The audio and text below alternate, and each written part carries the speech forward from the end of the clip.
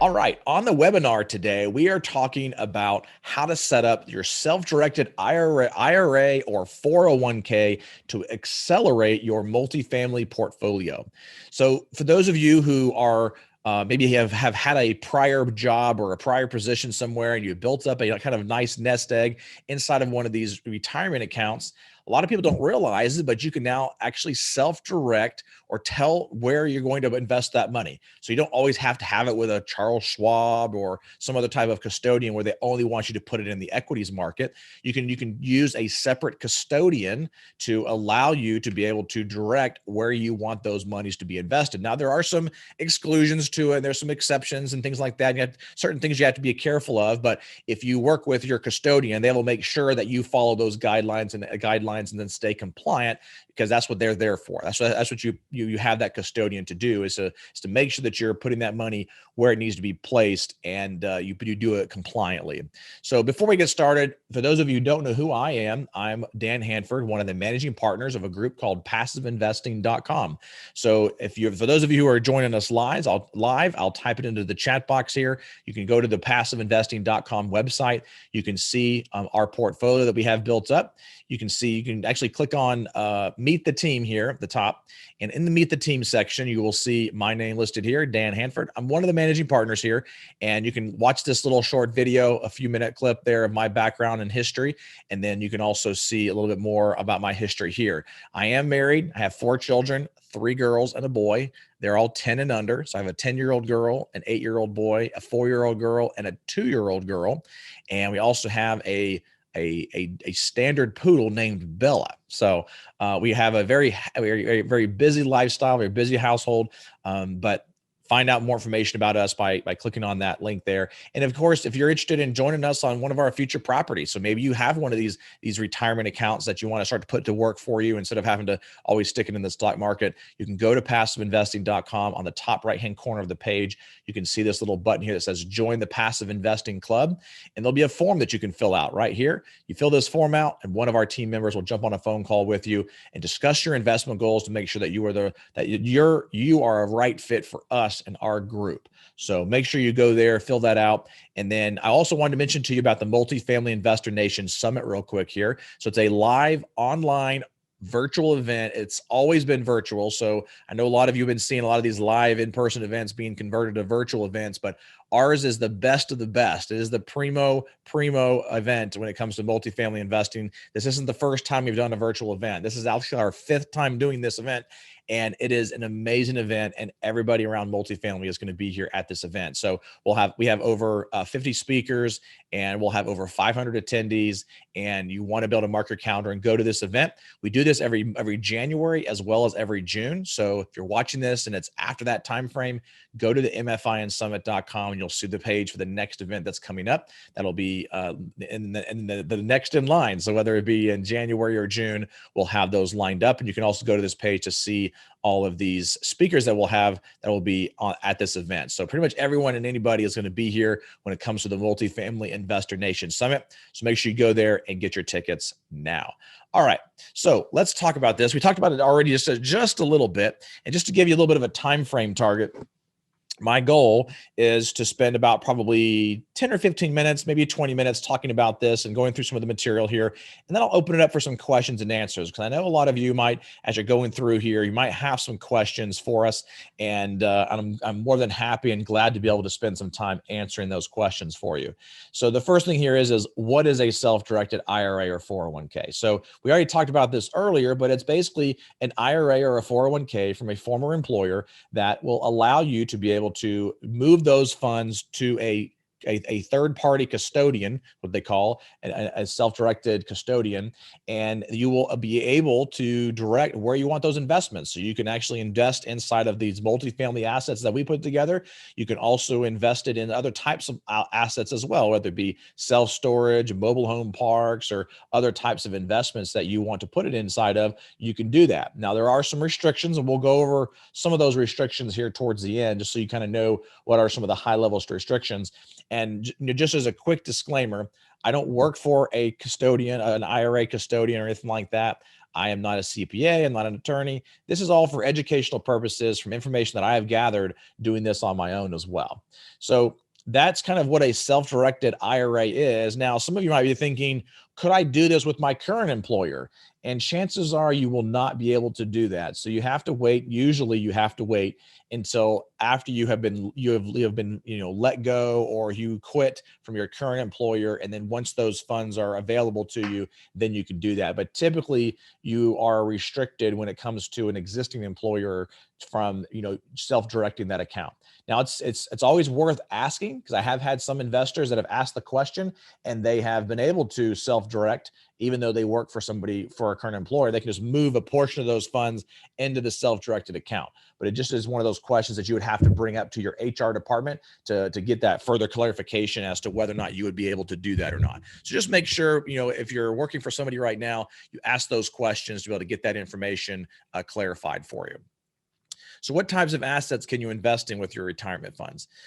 So you can invest in pretty much any type of an asset. So whether it be commercial, whether it be self-storage, whether it be multifamily, whether it be industrial, medical office buildings, single family rentals, you can do a lot of things when it comes to these types of with a self-directed IRA. And one of the things that you see here, how can you access your retirement funds to invest past while you're still working? So kind of already mentioned a lot of these questions already in my first introduction of the self-directed IRAs, but usually when you're working for somebody else, like I said earlier, you're not able to access those funds, but occasionally you will find a person in your HR department that will allow you to move some of those funds, maybe not all of them, but move some of those funds into a different account, which will allow you to self-direct it. Now let's talk a little bit about some of these restrictions, because there are some restrictions when it comes to these types of funds. And I'm not going to list all of them. I'm going to list a few of them, which are the most common restrictions that you're going to see and encounter. So you are unable, and when it comes to multifamily syndication, you are unable to invest those funds in a property where you or somebody within a one family removed position from you are a GP owner, if you will. We're actually controlling the deal. So for example, my mother could not put her self-directed IRA funds into one of my assets. She'd have to invest with somebody else with those funds. And same thing for myself. If I want to invest my own self-directed IRA or 401k, I cannot invest my own self-directed IRA or 401k inside of my own assets that I control. I have to put those inside of a passive investment through it with another operator. And that brings up a really good point here, that there are actually several well-known syndicators that invest with our group, passiveinvesting.com, through their self-directed IRAs. And it's because they can't invest in their own deals with their funds. And so they, of course, know, like, and trust us. Remember the whole investor triad that we talk about in some of our investor relations modules or webinars that we have done. They know, like, and trust us as a group. And so they choose to invest with us through those self-directed IRA and self-directed retirement funds. So maybe if you're trying to actively syndicate a deal, maybe some other active syndicators, and you can see if maybe they have some self-directed funds available that, again, they can't invest inside of their own property, but they can invest inside of your property as well. Now, we did an analysis earlier this year of different types of entities that have invested inside of our assets. And I believe it was right around 25%, somewhere around in there, of the investors that are inside of our assets have actually invested via a self-directed retirement vehicle of some sort, whether it be a 401k, IRA, and there's a few other nuances for some student accounts, student type education accounts that are available for this type of investing as well. But there's about 24 to 25% of our investors. That's a pretty big chunk of money out there that is available for you to be able to go after, for people that don't know that they can self-direct it. And a lot of people don't realize that. They maybe have never even heard of the option of being able to self-direct it. but you are able to do that. There's a lot of different custodians out there. If you're interested in finding out maybe one that we have worked with in the past and that we think is really good and reputable, you can certainly let us know. For those of you who are on here live with us, you registered for this webinar. And so you can go to the email that you received and just reply to that email, and we'll be glad to provide you with the information of a self-directed IRA custodian that we have worked with and that we know, like, and trust, if you will. We'll call it the self-directed custodian triad. So we know, like, and trust them. They've worked with us, and we've worked with lots of our investors before. They're just easy to get along with, and their fees aren't overly exorbitant or anything like that to be able to set up those accounts. So if you want that information, just let me know. And for those of you who are maybe watching and recording on this, I would suggest you go to our website, multifamilyinvestornation.com, fill out the contact us form there, and we will provide whatever information available to you in regards to these self-directed retirement accounts and give you one that is reputable, because there are some custodians that are out there that are more difficult to work with, and they are maybe haven't been around as long, so their reputation isn't as strong, and their team isn't as built out well enough. But I can give you some good information from some people that we have worked with in the past. So the biggest thing is you just have to make sure that you're not investing with somebody else or yourself that is closely, that is close to you. So you just have to be careful of that. Now, if my son, when he gets old enough to be able to put together a multifamily syndication, if he wants to put together a syndication, which, I'm going to probably discuss this with him, right? If he wants to put something together himself and my mother wants to invest with him, now he's able to do it. She just can't invest one level down, so she can't invest with me. So there's some different nuances there, and instead you want to make sure you're aware of, and you always ask your custodian about, to make sure that you stay compliant when it comes to getting these types of investments placed. Now, you want to try to find a way to be able to reinvest these funds too, because if you have let's just give you an example. If you have a self-directed IRA account and you put 50,000 in there, you move 50,000 over into there because you want to invest inside of an asset, inside of a multifamily syndication. You invest that $50,000, and let's say you invested with our group, passiveinvesting.com. Well, we do monthly distributions. So every month you're going to get an ACH deposit back into that self-directed IRA account, right? And so every month that amount is going to be building up. There's two options for you to be able to do something with those funds. You can either take those funds and transfer them back to your other account where it's actually in the stock market until maybe you're ready to invest into the next $50,000 or $100,000 investment. You can do that. Or what you can do is, with our group, we actually have a real estate debt fund set up that for our investors, really specifically for this type of purpose. And it's called our real estate debt fund is really what it's called.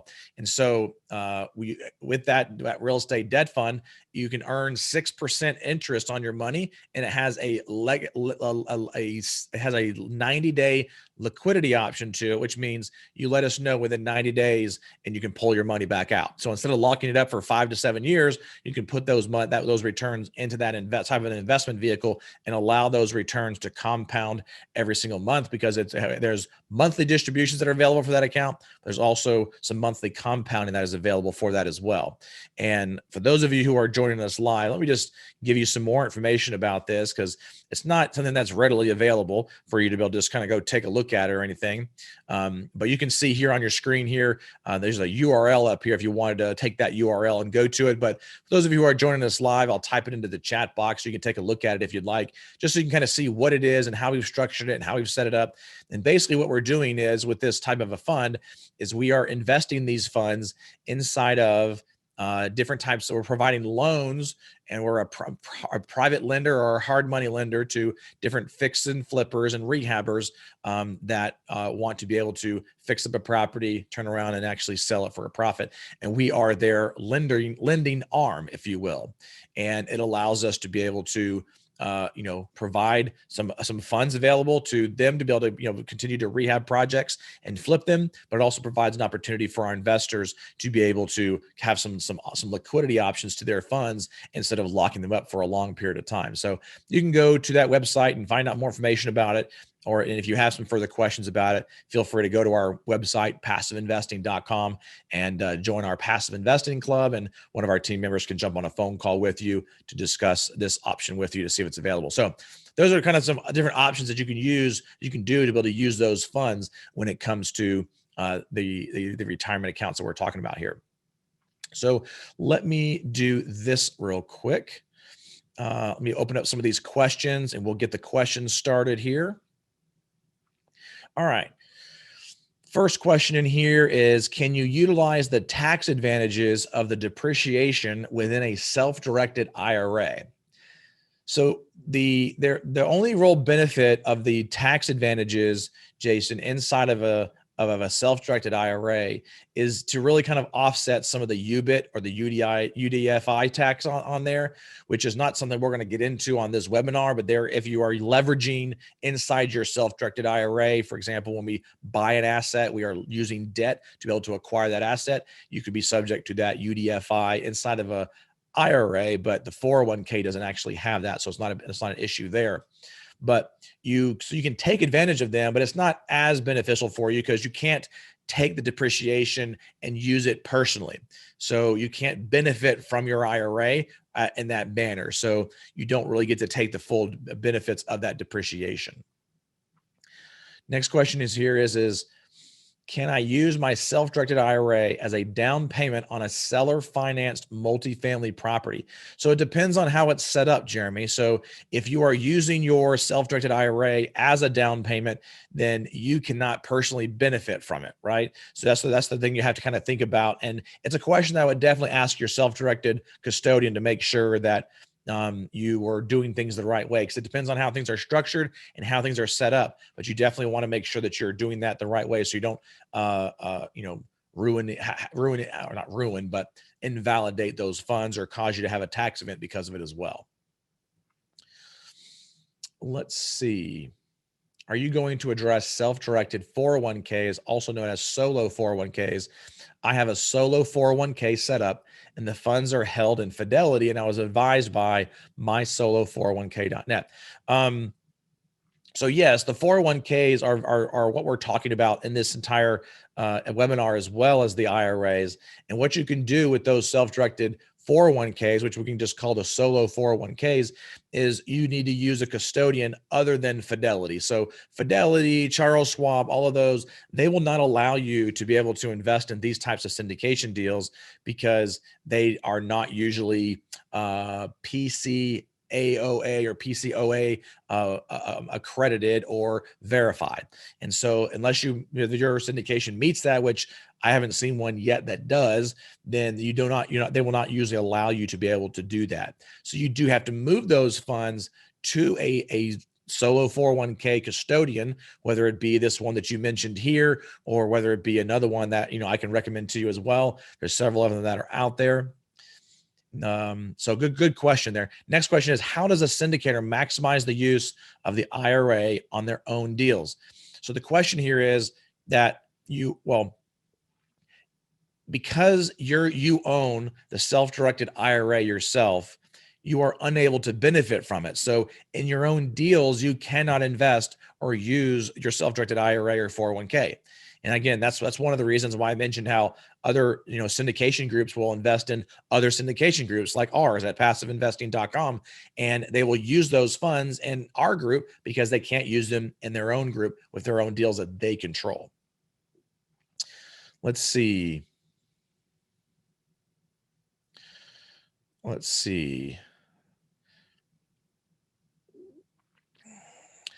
So Jason's asking, he's not asking, he makes a statement of, I've been using notes to avoid the UBIT. So yes, you can use notes or, like a debt fund, which again, the PIC fund that we have is a debt fund or a note fund, however you want to choose to do that. It's diversified across multiple loans in our portfolio instead of just one. So you have a little more diversification.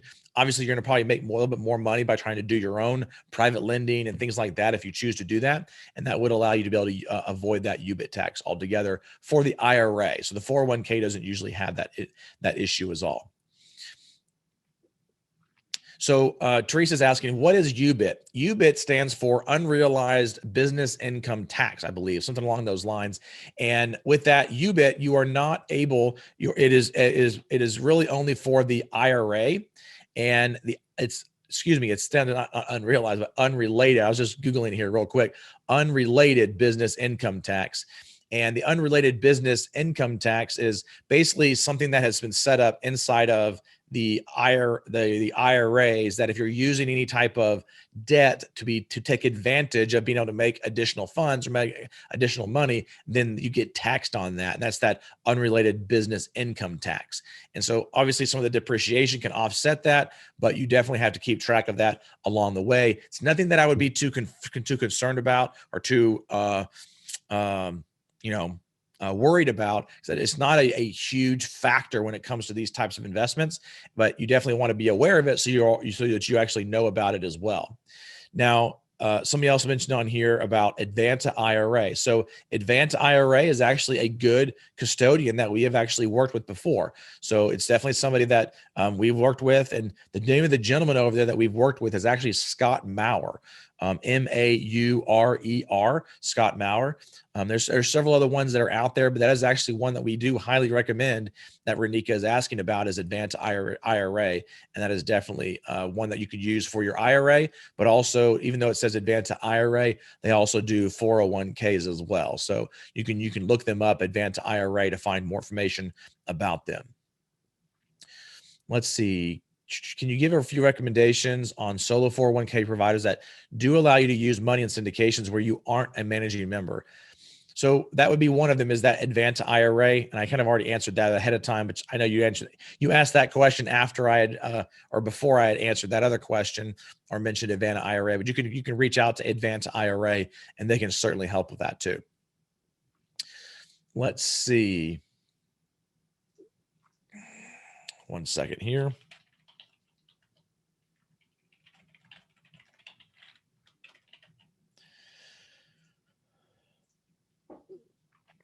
All right. If I'm investing in one of your syndications with my self-directed IRA, are there any tax implications? So I'm not a tax attorney or a tax accountant or anything like that, but if you are using self-directed IRAs, there could potentially be tax consequences or implications when it comes to that UBIT tax that we were talking about. So you definitely want to check into that, check with your CPA. It would likely be best for you to check that out with your self-directed IRA custodian or 401k custodian, because they will be the ones that can direct you further on those tax implications. And from what I've been told, again, I might be wrong, but from what I've been told and what I understand, the UBIT tax doesn't really come into play until you sell the assets. So it's on the other end of it. So year over year, you are not having to worry about keeping track of that year over year on as far as those taxes are concerned, but you are not able to use those taxes, the depreciation benefit on your IRA for you to be able to use personally. Let's see here. Got another question coming in here.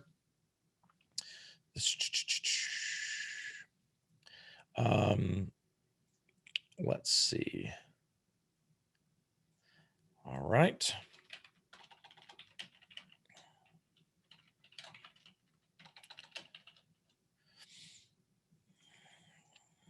Can you give a few recommendations? Already did that. Done. What do you look for in fees with a self-directed IRA? So typically you're going to see that there's going to be like transaction fees for just about any transaction that you have. So whether it be usually just like wires incoming and outgoing. And then when you actually place it into a private placement, which is what we're talking about here, these types of multifamily syndication investments, there would probably be a fee there to be able to, place it. And then there's usually going to be like a quarterly or a bi-yearly or an annual fee to manage and maintain the account, just from the compliance side of things. And that's why, you don't want to put your investment in, 10 different, $5,000 investments, right? You want to try to, get it to the point where you have $50,000 to $100,000 that you are placing inside of these different types of multifamily investments as well. Let's see here. Everett is asking, can an investment LLC take advantage of a self-directed IRA investors to acquire properties and invest in multifamily if I'm an officer of that component? Can an investment take advantage of investors to acquire?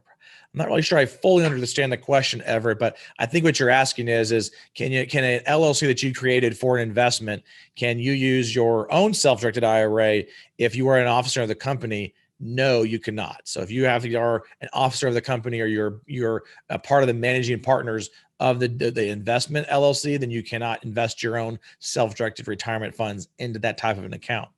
But you can certainly accept other ones in there as well. So like if you wanted to accept maybe your friends or coworkers and things like that into your next deal, you can certainly do that. Now, again, we're not getting into the fact of these questions are not related to SEC and securities compliance and things like that. So you have to make sure that you're keeping track of that as well.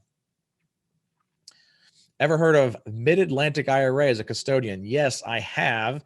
And I do not know a lot about them, but I do believe we have a few of our investors that have used Mid-Atlantic IRA for investing inside of our assets. Let's see.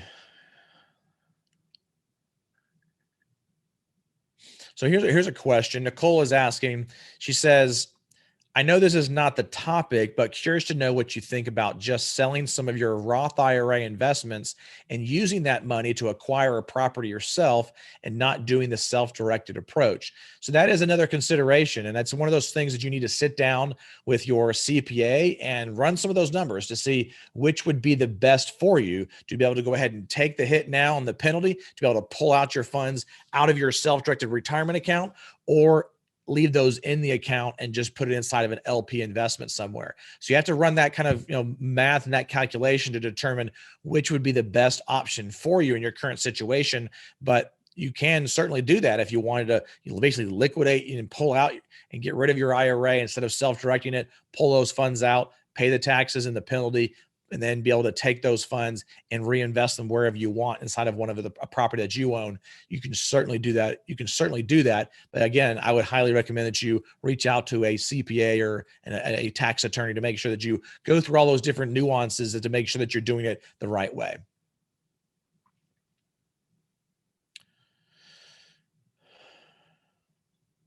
So Mina is asking, she says, I understand that for syndication, depending on the deal structure, you might get monthly cash flow and return when the property is sold.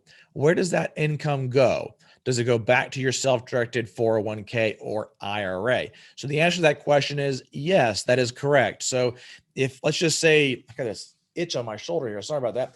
If let's just say you used Advanta IRA that we talked about earlier, you used Advanta IRA to be able to move some of your money, just let's say from Fidelity or Charles Schwab, you moved $50,000 out of that account and you put it inside of the self-directed account with Advanta IRA. You decided, hey, I like passiveinvesting.com and their group. I like this next asset that they're going to be putting together. And you decided to go ahead and invest that $50,000 into our next syndication. Let's just kind of fast forward a little bit. You invested it, $50,000. Those monthly distributions would be sent back to Advanta IRA and posted to your account. And so month after month, that account would be building up. And then once we sell the asset, that money again would go back to that self-directed IRA account. And you can either choose to redeploy that capital somewhere else, or if you wanted to, you could actually, choose to do a 1031 exchange with us, and we'll move those funds into the next asset with us, with that same investment, or with the other investors that were in that same investment. So hopefully that gave you a little bit of an extra kind of background, if you will, and kind of color behind how that actual process works when it comes to using those self-directed IRA groups. Let's see. So the question that Everett is asking is, he says disregard. Okay, I'll disregard that. Thank you, Everett. I must have answered the question enough there. So Let's see. You mentioned that the larger providers such as Fidelity, Charles Schwab, and I imagine Vanguard don't allow you to use solo 401k and syndications. Does that apply to self-directed IRAs also? Yes, that is correct. It does apply to any type of self-directed retirement accounts. And it's primarily because of how those larger groups are registered with the SEC. They have a lot more compliance to maintain. And so they require third-party auditing, which is usually too burdensome and costly for these syndications.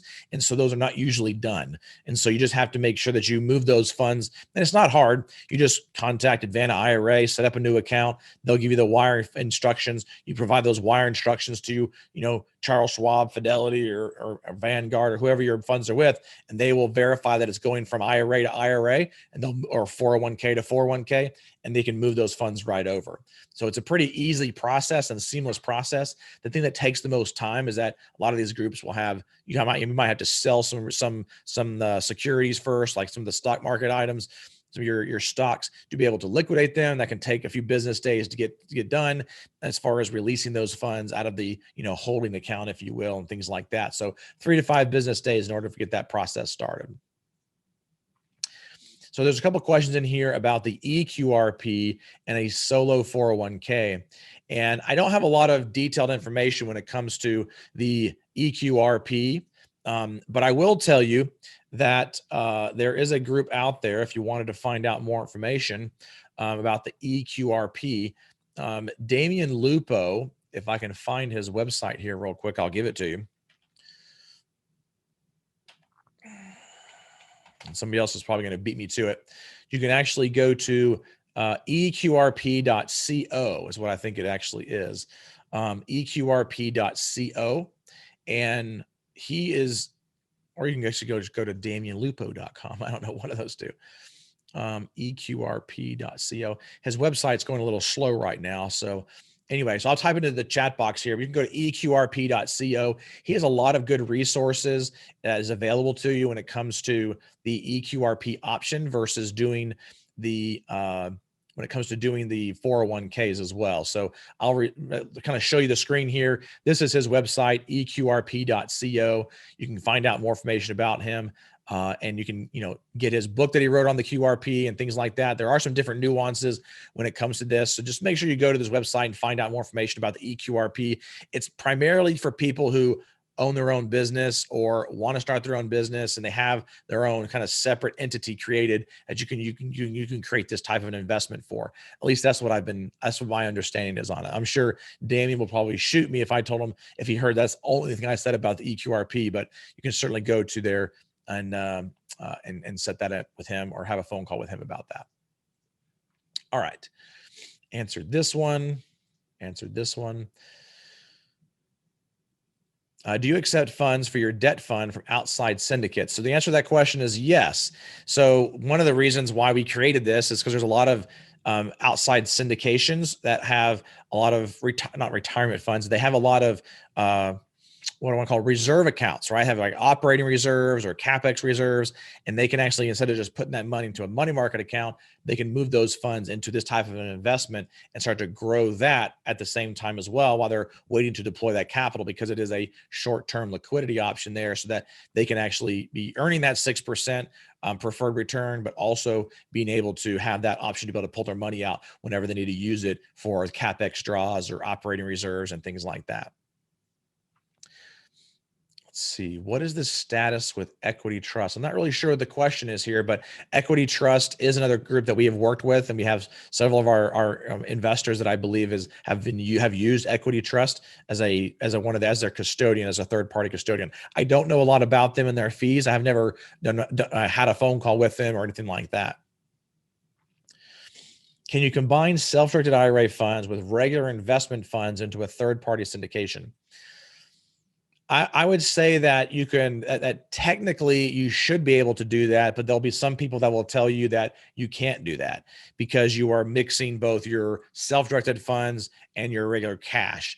Now, however, where I look at it and I say, as long as you don't control that investment, then I don't think there should be any issues with that, because it's not like your cash is benefiting your IRA. So it just is one of those questions that you really need to have with your custodian to see what they feel comfortable with. And as long as they're comfortable with it and it's compliant for them, then I would say it's okay for you to be able to do that. Let's see. Can you talk about liquidity in your funds? For example, what if I die and my beneficiaries have to liquidate my self-directed IRA investment with you so that they can take required minimum distributions? So it really is when you are investing inside of, whether it be, well, when you're talking about the real estate debt fund, that's pretty easy because you can liquidate that within that 90-day period of time at any point in time, right? When you're talking about inside of a multifamily syndication, it is going to be a little more challenging to do that, because it depends on because there is no market for these types of securities. They are illiquid securities, non-marketable securities. So it is a little bit harder to do that. So you would have to, your family would have to, your beneficiaries would have to find somebody to be able to come in and buy those shares, to be able to pull that money out.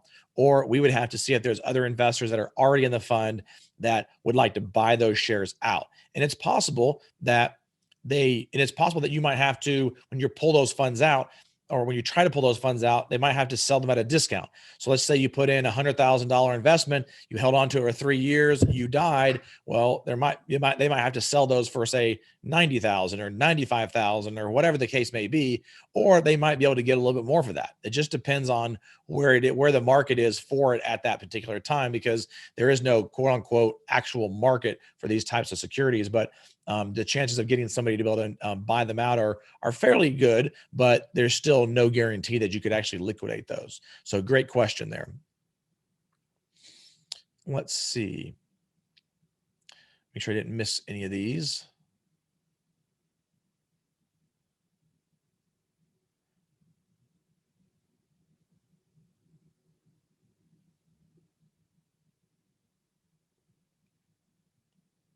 Any insights about Quest Trust? So we have, I actually have worked with them in the past, and they seem to be a good operator as well, a good self-directed custodian. So that'd be another good one to look at if you wanted to do that and compare some of their fees. Quest is definitely another one that you could actually look at. Damian Lupo sends you a free book on the topic. Great. So Carlos has given us that information. So you go to that EQRP, he can send you that. They'll be able to send you that free book on there as well.